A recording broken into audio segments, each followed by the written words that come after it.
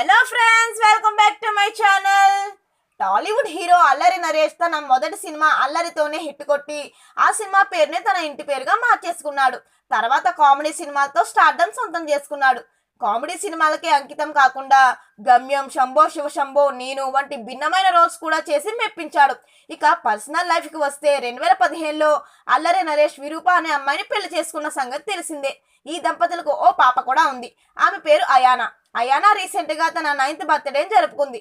ఈ సందర్భంగా అల్లరి నరేష్ సోషల్ మీడియాలో కొన్ని ఫోటోలు షేర్ చేస్తూ 9 సంవత్సరాల క్రితం my heart started beating a big different, happy birthday కుట్టి అంటూ విషెస్ తెలియజేశారు.